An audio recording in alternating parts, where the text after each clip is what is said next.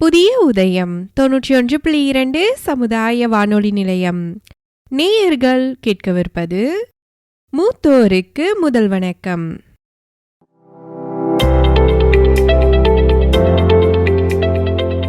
இந்திய அரசாங்கத்தின் சமூக நீதி மற்றும் அதிகாரமளித்தல் அமைச்சகம் உதவியுடன் இந்திய சமுதாய வானொலி கூட்டமைப்பு துணையுடன் நமது புதிய உதயம் 91.2 சமுதாய வானொலியில் ஒளிபரப்பாகும் நிகழ்ச்சிதான் மூத்தோருக்கு முதல் வணக்கம். இந்த நிகழ்ச்சி மூத்த குடிமக்களுக்கான நலத்திட்டங்கள் குறித்த விழிப்புணர்வை மக்களிடையே ஏற்படுத்தும் நோக்கோடு ஒளிபரப்பாகிறது. மூத்தோருக்கு முதல் வணக்கம் நிகழ்ச்சியில் இதுவரை 8 அத்தியாயங்கள் வாயிலாக மூத்த குடிமக்களுக்கான நலத்திட்டங்கள் குறித்த பல பயனுள்ள தகவல்களை தெரிந்து கொண்டு வருகிறோம். அந்த வகையில் இன்று 9வது அத்தியாயத்தினை கேட்கலாம். வாங்க நேயர்களே, நிகழ்ச்சிக்குள்ள போகலாம்.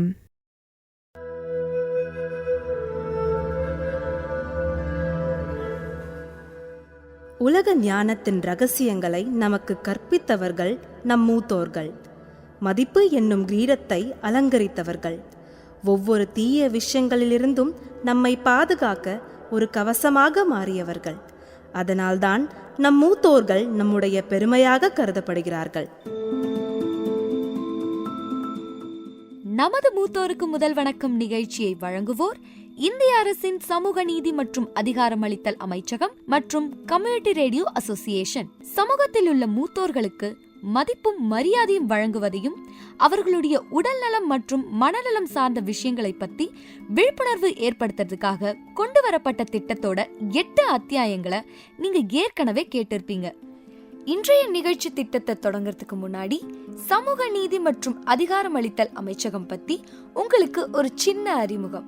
இந்த அமைச்சகம் சமூகத்துல பல்வேறு பிரிவுகளை, குறிப்பாக பாதிக்கப்படக்கூடிய குழுக்களை மேம்படுத்துறதுக்கு கொள்கைகளையும் திட்டங்களையும் உருவாக்குது.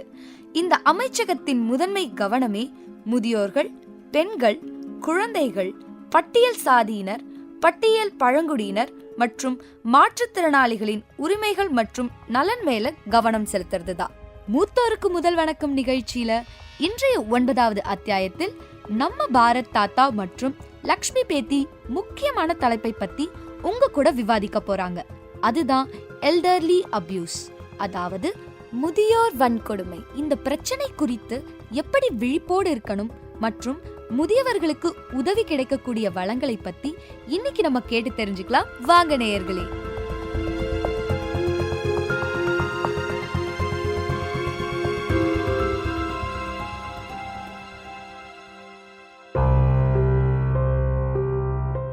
வருஷத்தோட கடைசியில வர குளிர்காலம் மாதிரி தான் நம்ம வாழ்க்கையில வர முதுமையும். இந்த மாதிரியான நேரத்துல தான் பல முதியவர்கள் மரியாதை குறைவா நடத்தப்படுறதும் பெரும்பான்மையான வீடுகள்ல இருந்து வெளியேற்றப்படுறதும் நடந்துட்டு இருக்கு. பல வருஷமா நமக்காக வாழ்ந்தவங்க, நமக்காகவே உழைச்சவங்க, நம்மளோட வெற்றியை அவங்களோட வெற்றியா பார்த்தவங்க. ஆனா இப்போ அவங்க சொல்றத கேட்க யார் இருக்கா? வணக்கம். இருக்கவே இருக்கு elder line toll free number 145667. வயதான காலத்துல நம்ம பேசுறத கேட்கறதுக்கு யாருமே இல்லைன்னு நினைக்கிறீங்களா? இப்பவே போன் எடுங்க. 145667 எண்ணுக்கு கால் பண்ணுங்க. காலையில 8 மணில இருந்து இரவு 8 மணி வரைக்கும் முதியவர்களின் குறை நிறைகளை கேட்க, பேச அரசு அறிவிச்ச எல்டர் லைன் நம்பர் இருக்கு. இந்த எல்டர் லைன் நம்பரோட முக்கியமான நோக்கமே அவங்களோட பிரச்சனைகளுக்கு தீர்வு காண்றது மட்டும் இல்லாம அவங்களோட இணைந்து அவங்களுக்கு தேவையான சேவைகளை செய்யறதும் முக்கியமான செய்திகளை வழங்குறதும் தான். கேட்டுட்டு இருக்கிற முதியவர்கள், உங்களுக்கு ஏதாவது பிரச்சனைகள் இருந்தா உடனே போன் எடுங்க. 145667 முதியோர் உதவி எண்ணுக்கு கால் பண்ணுங்க. முதியவர்களின் உரிமையும் மரியாதையும் கூடிய வாழ்வை அளிக்க தவறாமல் கேளுங்கள். மூத்தோருக்கு முதல் வணக்கம். இந்நிகழ்ச்சியை வழங்குவோர் இந்திய அரசின் சமூக நீதி மற்றும் அதிகாரமளித்தல் அமைச்சகம், கம்யூனிட்டி ரேடியோ அசோசியேஷன். என்ன ஆச்சு நம்ம லட்சுமிக்கு? இன்னைக்கு ரொம்ப அமைதியா இருக்கீங்க. எனக்கு ரொம்ப வருத்தமா இருக்கு தாத்தா. ஏன், என் பேத்திக்கு என்ன ஆச்சு?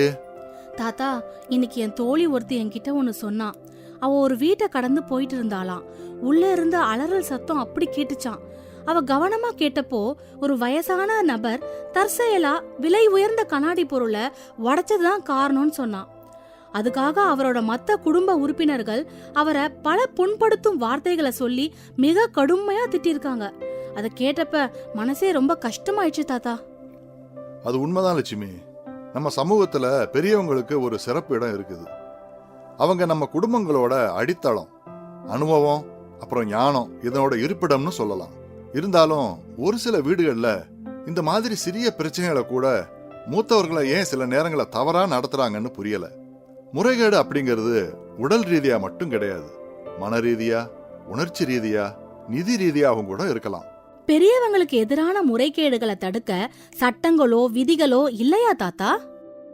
ஒவ்வொரு வருஷமும் ஜூன் 15ஆம் தேதிய உலக முதியோர் முறைகேடு விழிப்புணர்வு தினமா நாம அனுசரிக்கிறோம்னு உனக்கு தெரியுமா லட்சுமி? இது ஐக்கிய நாடுகள் சபையின் 66/127 தீர்மானத்தின் விளைவா தொடங்கப்பட்டிருக்கு. உலகெங்கிலும் வயதானவர்களோட எண்ணிக்கை அதிகரிச்சுட்டு வரதுனால அவங்களுக்கு எதிரான முறைகேடு சம்பவங்களும் அதிகரிச்சுட்டே வருவதா நான் உணர்றேன் தாத்தா. இது பெரியவங்களுக்கு எதிரான மிகப்பெரிய சமூக தீமை லட்சுமி. இது மனித உரிமைகளை பாதிக்குது.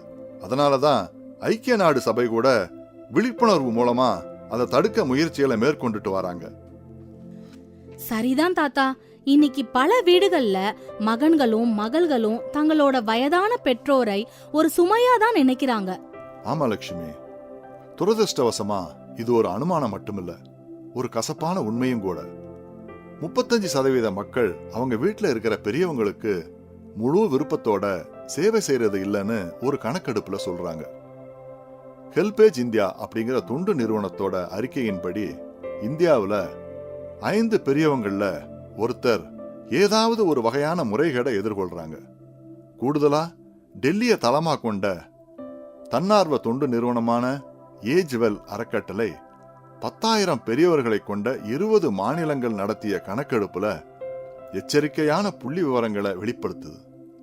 அந்த அறிக்கையின்படி 23.44% அல்லது கிட்டத்தட்ட ஒவ்வொரு 4வது முதியவரும் தனியா வாழ வேண்டிய கட்டாயத்துல இருக்காங்கன்னு தெரிய வருது. இந்த பிரச்சனை நகரவாழ் மக்களுக்கு மட்டும் இல்ல, கிராமத்துல வாழ்றவங்களும் சந்திக்கிறாங்க. குறிப்பா சொல்லணும்னா நகரங்கள்ல 25.3% முதியோர்களும் கிராமங்கள்ல 21.38% முதியோர்களும் தனியா வாழ்றாங்கன்னு சொல்றாங்க. தாத்தா, இந்த காலத்துல பெரியவங்களை புறக்கணிப்பதற்கும் முறைகேடு செய்வதற்கும் மிகப்பெரிய காரணங்கள்ல ஒண்ணு சமூக ஊடகங்கள்னு இன்னொரு கணக்கெடுப்பு சொல்லுது தாத்தா. உண்மையா? எப்படி? இந்த காலகட்டத்துல நம்ம எல்லாருமே சமூக ஊடகங்கள்ல மூழ்கி இருக்கிறோம். நம்ம வீட்டுல இருக்கிற முதியவர்களோட பேசுறது ரொம்ப குறைஞ்சிடுச்சு. இது அவங்களுக்கு கவலையையும் தாழ்வு மனப்பான்மையும் ஏற்படுத்துது. அது மட்டும் இல்லாம தனிமை போன்ற பல்வேறு பிரச்சனைகளுக்கு வழிவகுக்குது. முறைகேடு மற்றும் துன்புறுத்தல்கள் பல விதமா நடக்கலாம். உதாரணத்துக்கு உடல் ரீதியான துன்புறுத்தல்கள்னு சொல்லப்படுற இரத்த கசிவு, அப்புறம் மோதலின் மூலம் ஏற்படுற காயங்கள், மன ரீதியான துன்புறுத்தல்னு சொல்லப்படுற பதட்டம், அப்புறம் மன உளைச்சல், நிதி ரீதியான துன்புறுத்தல்னு சொல்லப்படுற மோசடி போன்ற நிதி சுரண்டல்னு பல வகைகள் இருக்கு. முதியோர்களை முறைகேடு செய்வது பத்தி இவ்ளோ நேரம் நாங்க பேசிட்டு இருந்தோம். ஆனா இதற்கு என்னதான் தீர்வு? அத பத்தி சொல்றதுக்கு முன்னாடி முதல்ல சமூக நீதி மற்றும் அதிகாரமளித்தல் அமைச்சகத்தின் மேலும் சில திட்டங்களை பத்தி இப்ப தெரிஞ்சுக்கலாமா நேயர்களே? மூத்தோர்களுக்கு மதிப்பும் மரியாதையும் அளித்து அவங்களுக்கு நலம் நிறைந்த வாழ்க்கையை அமைச்சு கொடுக்கிறது நம்ம ஒவ்வொருத்தருடைய தலையாய கடமை. அவங்களோட நலன், மரியாதை, நிம்மதியான நல்வாழ்வை அமைச்சு கொடுக்கதான் நம்ம இந்திய அரசு அடல் வயோ அபியுத்ய யோஜனான்ற ஸ்கீமை அறிமுகப்படுத்தியிருக்காங்க. இந்த ஸ்கீமோட நோக்கமே முதியவர்களுக்கு ஆரோக்கியமான, பாதுகாப்பான, நிலையான வாழ்வை அமைச்சு தர்றதுதான். இந்த பயனுள்ள ஸ்கீமுக்கு கீழே பல திட்டங்கள் இருக்கு. அதுல ஒரு சிறந்த திட்டத்தை பத்தி தான் இன்னைக்கு நம்ம தெரிஞ்சுக்க போறோம். அதுதான் Indira Gandhi national old age pension scheme. இது முதியோர்க்கான பென்ஷன் ஸ்கீம். இந்த ஸ்கீம் மூலமா பயனடைறதுக்கு முதியவர்களுக்கு 60 வயது பூர்த்தி அடைஞ்சிருக்கணும். ஆண் வாரிசு இருக்கக்கூடாது. பெண் பிள்ளைகள் இருந்தாங்கன்னா அவங்களுக்கு திருமணமாகி கொடுத்திருக்கணும். மற்றும் மகளோட பேரை ரேஷன் கார்டுல இருந்து நீக்கி இருக்கணும். ஒரு ஆண்டு வருமானம் 72,000க்கும் கீழே இருக்கணும். அது மட்டும் இல்லாம அந்த முதியவருடைய பேர்ல எந்த வகையான சொத்துக்களும் இருக்கக்கூடாது. மேலும் பிபிஎல்னு சொல்லக்கூடிய வறுமை கோட்டிற்கு கீழே இருக்காங்கன்றதை உறுதிப்படுத்தக்கூடிய லிஸ்ட்ல இவங்க பெயர் இருக்கணும். இந்த தகுதி கோட்பாடுகளுக்குள்ள வர முதியவரா நீங்க இருந்தீங்கன்னா இந்த Indira Gandhi national old age pension scheme மூலமா நீங்கள் பயனடையலாம். மேலும் இந்த மாதிரியான பல திட்டங்களை பத்திய தகவல்களை தெரிஞ்சுக்க 14567 எல்டர்லைன் ஹெல்ப்லைன் நம்பரை தொடர்பு கொள்ளலாம். மறுபடியும் சொல்றேன், 14567 முதியோர் உதவி எண்ண அழைத்தாலே முதியோர்களுக்காக நம்ம அரசாங்கம் செயல்படுத்தும் நலத்திட்டங்கள், அவங்களுக்கு நடக்கிற முறைகேடுகளை தடுக்க நடவடிக்கைகள் குறித்த ஆலோசனைகளை அவங்க வழங்குவாங்க. முதியவர்களோட ஆரோக்கியமும் மகிழ்ச்சியமான வருங்கால பயணம் நம்ம இந்திய அரசாங்கம் கொண்டு வந்த அடல் வயோ அபியுஜ யோஜனான்ற திட்டத்தின் மூலமா மேன்மையடைய போகுது. இது போன்ற முதியவர்களுக்கான நலன் பேணும் தகவல்களை தெரிஞ்சுக்க இணைந்திருங்கள். இது உங்கள் மூத்தோருக்கு முதல் வணக்கம். இந்நிகழ்ச்சியை வழங்குவோர் இந்திய அரசின் சமூக நீதி மற்றும் அதிகாரமளித்தல் அமைச்சகம் மற்றும் கம்யூனிட்டி ரேடியோ அசோசியேஷன்.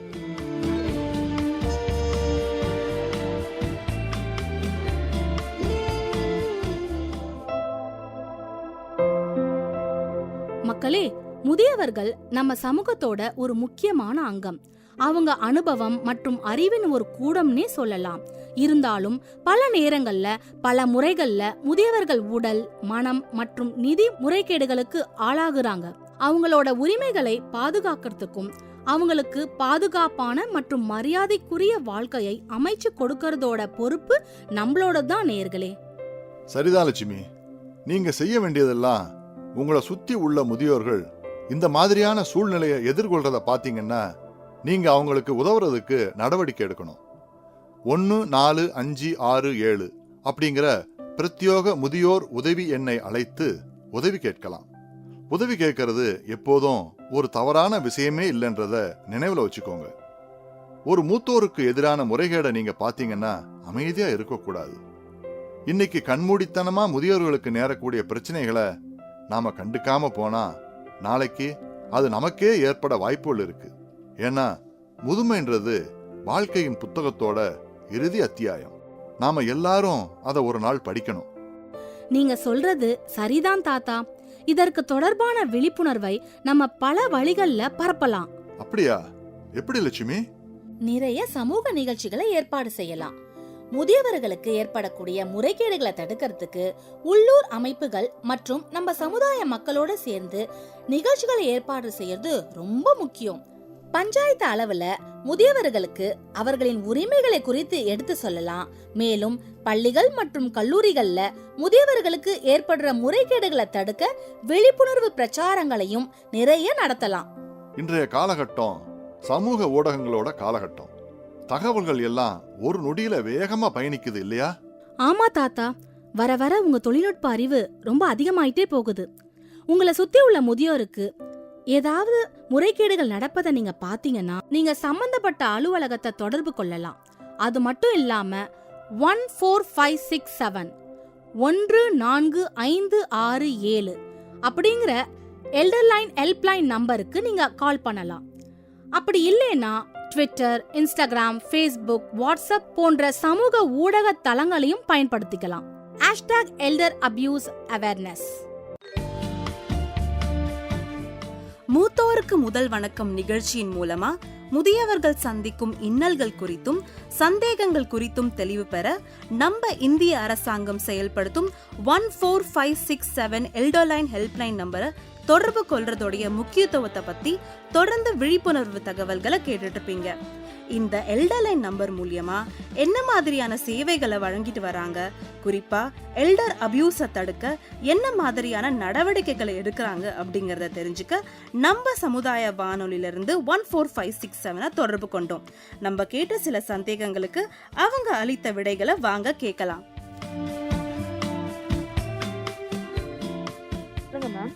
இப்போ இந்த அவ்விய ஸ்கீமுக்கு கீழே என்ன மாதிரியான ஸ்கீம்ஸ் மேம் நீங்க வந்து கொடுத்துட்டு இருக்கீங்க?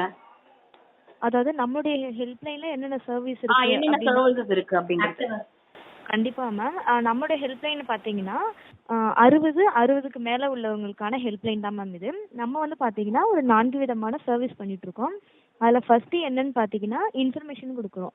இதை பத்தின்னு பாத்தீங்கன்னா முதியோர் இல்லம், பராமரிப்பாளர்கள், பகல் நேர பராமரிப்பு மையம், முதியோர் பயன்படுத்தும் உபகரணங்கள், இதை பத்தின இன்ஃபர்மேஷன் கொடுத்துட்டு இருக்கோம். செகண்ட் ஒன் பாத்தீங்கன்னா கைடன்ஸ் மேம். இதுல என்னன்னா 60 வயசு மேல உள்ளவங்களுக்கு முதியோர் பென்ஷன் எப்படி அப்ளை பண்ணணும், அதோட எலிஜிபிலிட்டி என்ன, விடோ பென்ஷன், சட்டம் சார்ந்த ஆலோசனைகள்.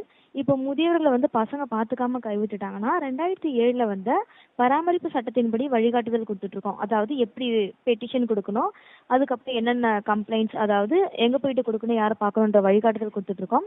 மூணாவது பாத்தீங்கன்னா மனநல ஆலோசனை மேம். இதுல என்னன்னா ஒரு எல்டர் பர்சன் வந்து லோன்லியா இருக்காங்க, டிப்ரெஷன் இருக்காங்க, கவுன்சிலிங் தேவைப்படுதுன்னா நம்ம பேசிக் லெவல் அவங்களுக்கு கவுன்சிலிங் கொடுத்துட்டு இருக்கோம். கடைசியா பாத்தீங்கன்னா கள அளவிலான ஆதரவு. இதுல என்னன்னா ஆதரவற்ற முதியோர்கள் சாலையோரங்கள்ல இருக்காங்க, அவங்க முதியோர் இல்லம் போக விருப்பப்பட்டாங்கன்னா நம்ம ரெஸ்கியூ பண்ணி முதியோர் இல்லம் கொடுத்துட்டு இருக்கோம். இதுல அவங்களுக்கு உறவினர்கள் அந்த மாதிரி இருந்தாங்கன்னா அவங்களோட சேர்த்து வைக்கிறோங்க மேம். இதுல செகண்ட் ஒன்னா அபியூஸ்னு இருக்கு. அது என்னன்னா எல்டர் பர்சனை வந்து அடிக்கிறாங்க, துன்புறுத்துறாங்க, வேர்பல் அபியூஸ் பண்ணிட்டு இருக்காங்கன்னா அதுக்கு நமக்குன்னு ஸ்டாஃப் இருக்காங்க, அவங்களோட அதுக்கான நடவடிக்கைகள் எடுத்துட்டு இருக்கோம். இது சென்ட்ரல் கவர்மெண்ட் ஸ்டேட் கவர்மெண்ட் இணைந்து நடத்திட்டு இருக்க ஒரு ஹெல்ப்லைன்.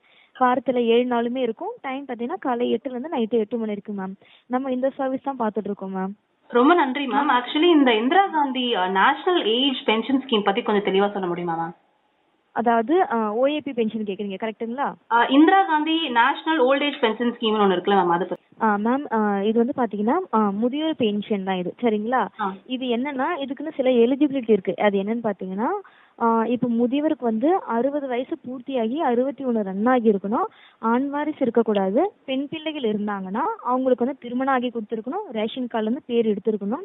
முதியவர்களோட ஆண்டு வருமானம் பாத்தீங்கன்னா 72,000க்கு குறைவாக இருக்கணும். இப்போ இப்போ முதியோர் இருக்காருன்னா அவரோட பேர்ல சொந்தமா வீடு, நிலம், ப்ராப்பர்ட்டிஸ் இந்த மாதிரி எதுவும் இருக்கக்கூடாது. அவங்களோட வந்து பிபிஎல் நம்பர் இருக்குல்ல மேம், அதாவது வறுமை கோட்டுக்கு கீழே இருக்கும்னு சொல்லிட்டு அந்த லிஸ்ட்ல இந்த எல்டர் பர்சனோட நேம் இருக்கணும். இது எல்லாமே இருந்ததுனால பென்ஷனுக்கு வந்து எலிஜிபிள் மேம். சொல்லுங்க மேம். நீங்க எல்டர் அபியூஸ் பத்தி பேசிட்டு இருந்தீங்க, முதியோர்களுக்கு எதிராக வர துன்புறுத்தல்களுக்குலாம் உங்களுக்கு ஒரு டீம் இருக்கு அப்படின்னு சொல்லிட்டு, அதுக்கு என்ன நடவடிக்கைகள் மேம் எடுத்துட்டு இருக்கீங்க? மேம் இவங்க என்னன்னா கலெக்டர் ஆபீஸ்ல சோசியல் வெல்ஃபேர் டிபார்ட்மெண்ட், சரிங்களா? அங்க வந்து நம்மளோட மேம்லாம் இருக்காங்க சோசியல் வெல்ஃபேர் டிபார்ட்மெண்ட்ல. இப்போ வந்து ஒரு கடலூர் டிஸ்ட்ரிக்ட்ல இந்த மாதிரி ஒரு எல்டர் பர்சன் நமக்கு கால் பண்ணி எங்க வீட்டுல வந்து இந்த மாதிரி எனக்கு ஒரு பிரச்சனைகள் நடக்குதுன்னு அவங்க நமக்கு சொன்னாங்கன்னா நம்ம மேமோட அதாவது கடலூர் டிஸ்ட்ரிக்ட்ல கலெக்டர் ஆபீஸ்ல இருப்பாங்க, அவங்களோட நம்ம கான்ஃபரன்ஸ் கால் கனெக்ட் பண்ணி அதுக்கான ஆக்ஷன்ஸ் எடுத்துட்டு இருக்கோம் மேம். ஓகே, அதேதான் நம்ம சென்னைக்கும் பொருந்துமா? இது தமிழ்நாடு முழுவதுமே இந்த ஒரு ஹெல்ப்லைன் நம்பர் மட்டும்தான் ma'am. Okay ma'am. Okay ma'am.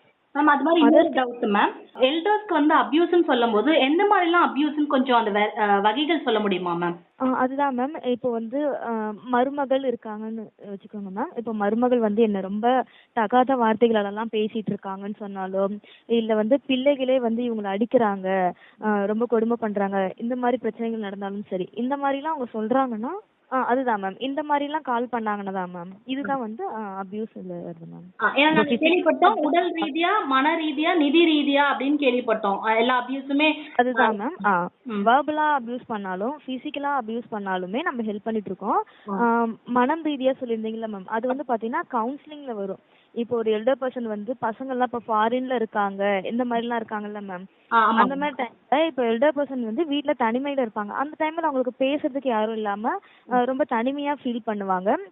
Sometimes வந்து யாரும் இல்லாதால அவங்க சில டைம் கொஞ்சம் ஸ்ட்ரெஸ்ஸா இருக்கலாம், இறப்பை பத்தின பயங்கள்லாம் இருக்கும் அவங்களுக்கு. இந்த மாதிரி கால் பண்ணும்போது நம்ம அவங்களுக்கு பேசிக் லெவல்ல கவுன்சிலிங்கே கொடுத்துட்டு இருக்கோம் மேம். அருமையா சொன்னீங்க மேம். ரொம்ப நன்றி மேம், உங்க தகவலுக்கு ரொம்ப நன்றி.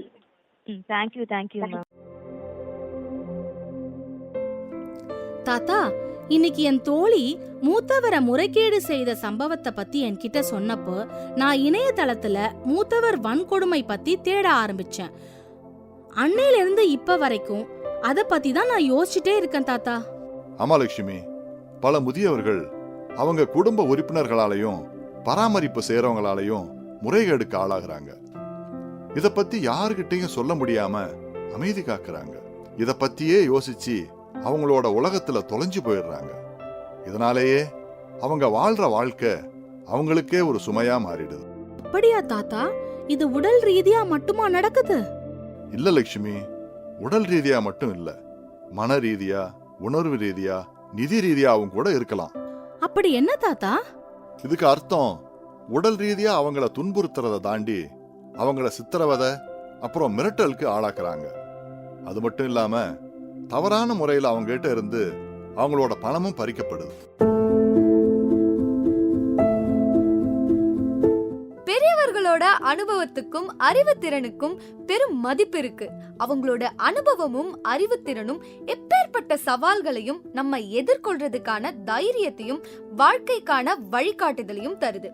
அந்த விதத்துல மூத்தவர்களுக்கு மரியாதையும் உரிமையும் அளித்து அவங்கள பாதுகாக்கணும்ன்ற எண்ணத்துல உருவாக்குனதுதான் நம்ம மூத்தோருக்கு முதல் வணக்கம்ன்ற சிறப்பு நிகழ்ச்சி. இந்த நிகழ்ச்சியில் மூத்த குடிமக்களுக்கு அரசு வழங்கும் வசதிகள், அவர்களின் உரிமைகள் பற்றிய தகவல்களை கேட்க முடியும். அது மட்டும் இல்லாம முதியவர்களுக்கான உடல்நலம், மனநலம் சார்ந்த பிரச்சனைகளுக்கு நிபுணர் ஆலோசனை, சட்ட ஆலோசனை, மேலும் முதியவர்களோட வாழ்க்கைய எளிமையாக்க உதவக்கூடிய தொழில்நுட்பம், நிதி ஆலோசனை மற்றும் பல முக்கியமான அம்சங்களை பற்றி இந்த நிகழ்ச்சியில நீங்க கேட்டு தெரிஞ்சுக்கலாம்.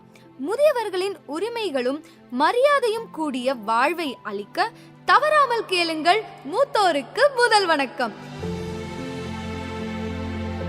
இந்நிகழ்ச்சியை வழங்குவோர் இந்திய அரசின் சமூக நீதி மற்றும் அதிகாரமளித்தல் அமைச்சகம், கம்யூனிட்டி ரேடியோ அசோசியேஷன்.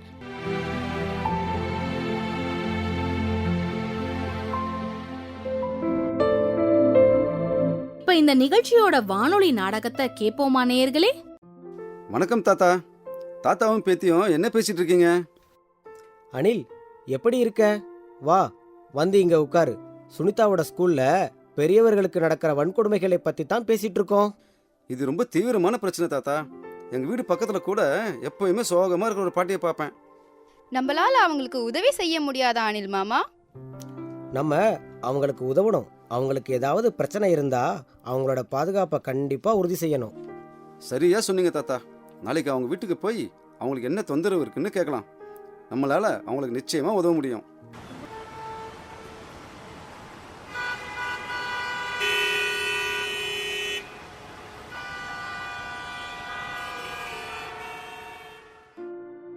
வணக்கம் விமலாக்கா, நல்லா இருக்கீங்களா? நீங்க எப்போதும் கவலையோட இருக்கிறதா அனில் சொன்னான். வணக்கம் அண்ணா, நான் நல்லா இருக்கேன். ஆனா என்ன, எனக்கு தனியா இருக்கிறதுல விருப்பமே இல்லை. தயவு செஞ்சு எங்க கிட்ட சொல்ல தயங்காதீங்க. உங்களுக்கு ஏதாவது தேவைப்பட்டுச்சுன்னா எங்களால உதவ முடியும். உங்களுடைய அக்கறைக்கு ரொம்ப நன்றி. ஆனா என்னுடைய குடும்பம் என்னை விட்டு விலகி இருக்கிறதுனால தான் நான் அடிக்கடி அப்படி உணர்றேன். அதனால தான் எனக்கு சில சமயங்கள்ல கோவமும் வருது. இந்த வயசுல நீங்க தனியா இருக்கிறது ரொம்ப கஷ்டமா இருக்கு. ஆனா உங்களுக்கு எந்த கவலையும் வேண்டாம், உங்களுக்கு நாங்க இருக்கோம். ஆமா விமலாக்கா, நாங்க இருக்கோம் உங்களுக்கு. மேலும் உங்களை போன்ற பெரியவர்களுக்கு இந்திய அரசின் சமூக நீதி மற்றும் அதிகாரமளித்தல் அமைச்சகம் பல வகையான உதவிகளை வழங்கிட்டு வராங்க. அதனால நீங்க ஏதாவது சிக்கல்களை சந்திச்சா 145667 என்ற முதியோர் உதவி எண்ணை அழைக்கலாம். முதியோர் உதவி என்ன? அது என்ன நம்பர் சுனிதா? தயவு செஞ்சு அதை எனக்காக எழுதி கூட, அது எனக்கு ரொம்ப உதவியா இருக்கும். தோ எழுதி தரேங்கா. இதன் பிறகு நீங்க கவலைப்பட வேண்டிய அவசியமே இருக்காது. உங்களுக்கு எந்த தவறும் நடக்க விடாதீங்க. உங்களுக்காக நாங்களும் அரசாங்கமும் இருக்கோம். முதல்ல நீங்க தனியா இல்லைன்னு புரிஞ்சுக்கோங்க. நீங்க ஏதாவது பிரச்சனைகளை சந்திச்சா உதவி கேட்கறது ரொம்ப முக்கியம். நீங்க பேசுறத கேட்ட அப்புறம்தான் நான் ரொம்ப சந்தோஷமா உணர்றேன். நான் என்ன செய்யணும்னு கண்டிப்பா யோசிக்கிறேன். சரி விமலாக்கா, பார்த்துக்கோங்க. உங்களுக்கு ஏதாவது சிக்கல்கள் இருந்தா எங்களுக்கு தெரியப்படுத்துங்க. ரொம்ப நன்றிண்ணா. அனில், நம்ம அனைவரும் இந்த விஷயத்துல விழிப்புணர்வை ஏற்படுத்த முயற்சிக்கணும். ஏன்னா விமலா அக்கா போல பல பெரியவர்கள் பல வகையான பிரச்சனைகளை சந்திச்சுட்டு தான் இருக்காங்க. நிச்சயமா தாத்தா, நீங்க சொல்றதுதான் சரி. சரி சுனிதா, இதை பத்தி உங்களோட ஸ்கூல்ல ஒரு ப்ராஜெக்ட் செய்ய முடியுமா? நிச்சயமா தாத்தா, நீங்க ஒரு சிறந்த யோசனையை கொடுத்திருக்கீங்க. நாளைக்கே என்னுடைய ஆசிரியர்கள்கிட்டையும் நண்பர்கள்கிட்டையும் பேசிட்டு சொல்றேன். ஞாபகம் வச்சுக்கோங்க, பெரியவர்களை மதிக்கிறது நம்மளோட பொறுப்பு. நம்ம எல்லாரும் சேர்ந்தாதான் ஒரு மாற்றத்தை கொண்டு வர முடியும்.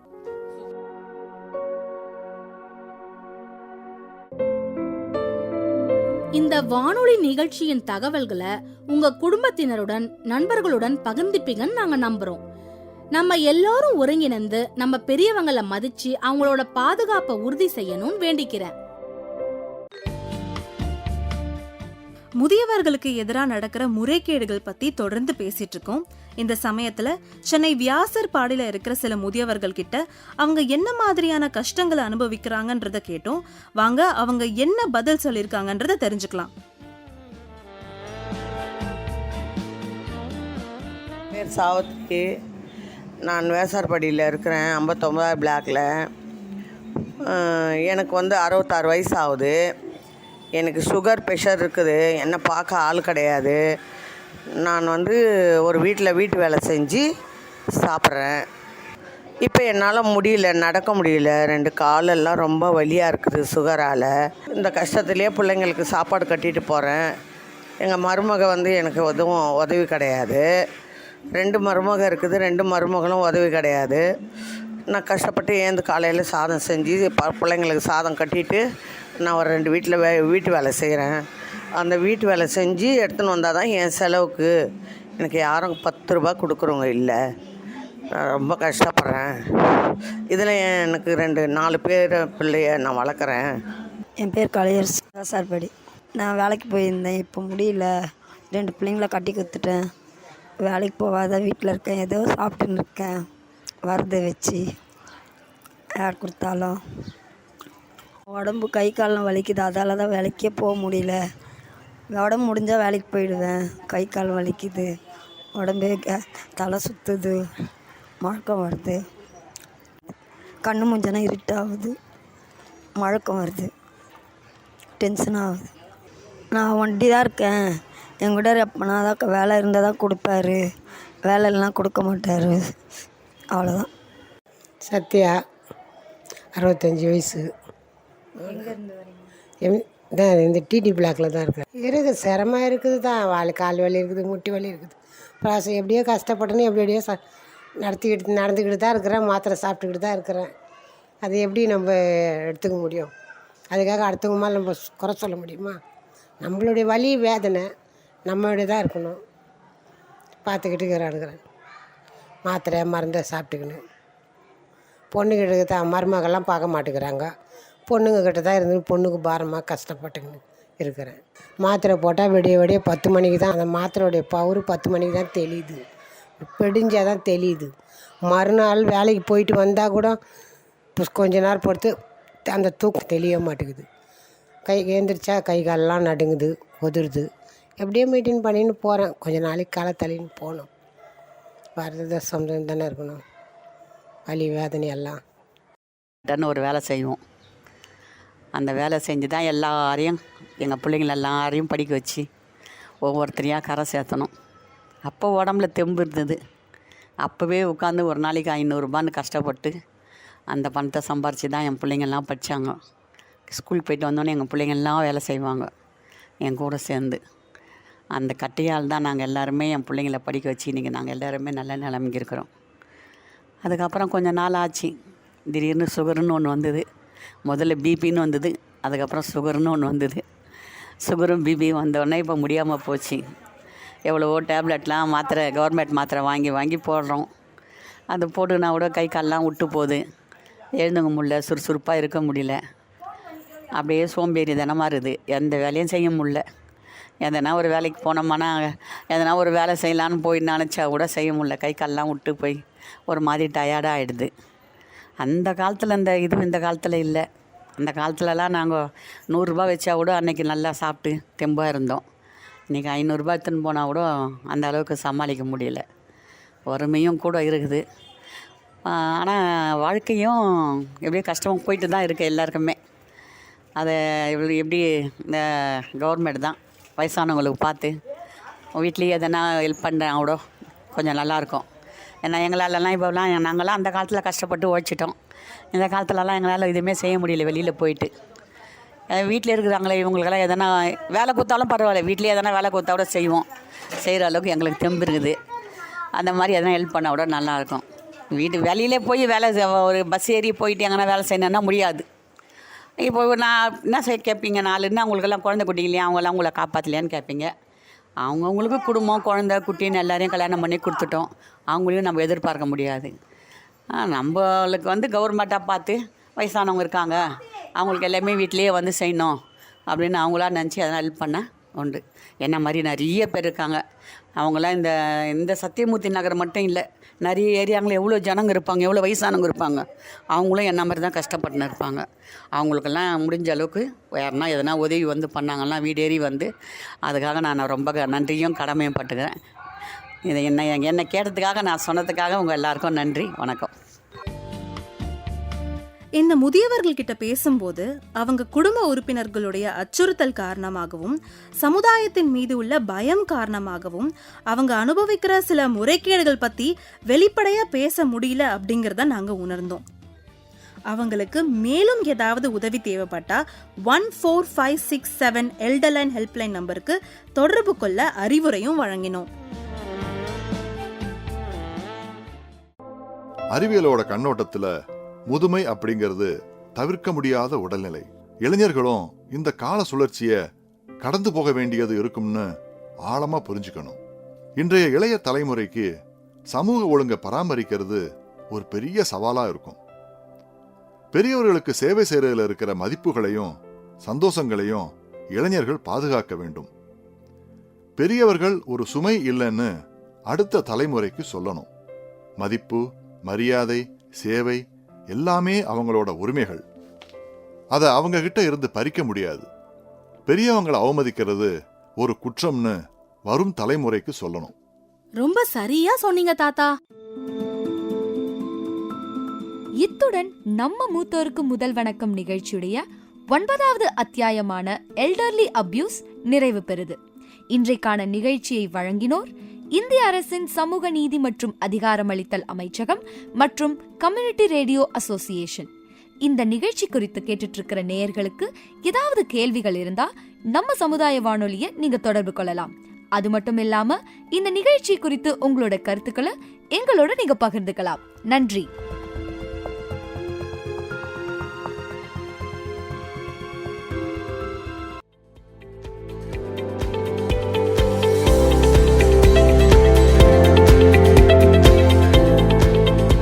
இதுவரை மூத்தோருக்கு முதல் வணக்கம் நிகழ்ச்சியின் 9வது அத்தியாயத்தினை கேட்டீர்கள். மேலும் இது போன்ற மூத்த குடிமக்களுக்கான நலத்திட்டங்கள் குறித்த தகவலை தெரிந்து கொள்ள தவறாமல் கேளுங்கள் மூத்தோருக்கு முதல் வணக்கம். நன்றி நேயர்களே.